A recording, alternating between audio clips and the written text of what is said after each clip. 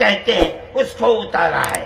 ہم اسی کے وہی ہمارے پوروج ہیں، سب کے پوروج ہیں، نبیوں کے پوروج ہیں، رسولوں کے پوروج ہیں، ہندوؤں کے پوروج ہیں، مسلمانوں کے پوروج ہیں، عیسائیوں کے، ساری دنیا کے ہم نے ان کے قدموں کے اوپر سر رکھا ہوا ہے.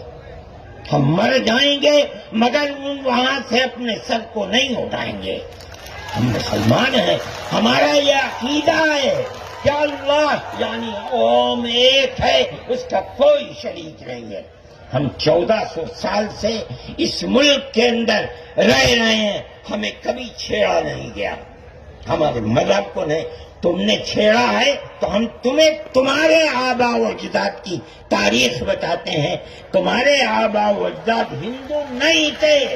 تمہارا سب سے پہلا دادا پر دادا لکڑ دادا سکڑ دادا وہ منو تھا. منو ایک اللہ کی، ایک قوم کی عبادت کرنے والا تھا. میرے بھائی، میں نے یہ بات اس لیے کہی ہے کہ تم اپنے اس ملک کے اوپر فخر کرو.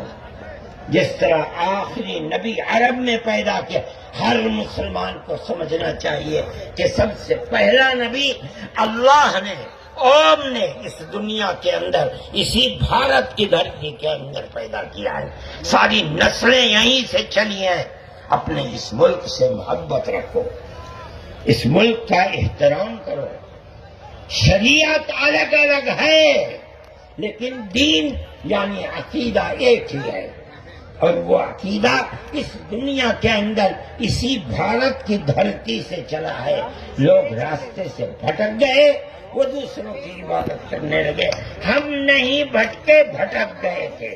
یہ اوپر والے کا کرم ہے کہ اس نے پھر ہمیں وہیں پہنچا دیا جہاں ہمارے جد امجد منو تھے، جس کا راستہ ہمیں بتایا حضرت محمد صلی اللہ علیہ وسلم نے. اس لیے لا الہ الا اللہ محمد الرسول اللہ، یہی ہمارا عقیدہ ہے. ہم اس کے اوپر قائم ہیں. میں اپنی بات کو ختم کرتا ہوں. میں فرقہ پرستی کا مخالف ہوں، اور میں سمجھتا ہوں کہ اس ملک اور اس دھرتی پر رہنے والا، صحیح دماغ رکھنے والا فرقہ پرستی کا مخالف ہوگا. فرقہ پرستی کے ساتھ ملک میں نہ امن و امان رہ سکتا ہے، اور نہ اس ملک کے اندر چین و سکون کسی کو میسر ہو سکتا ہے.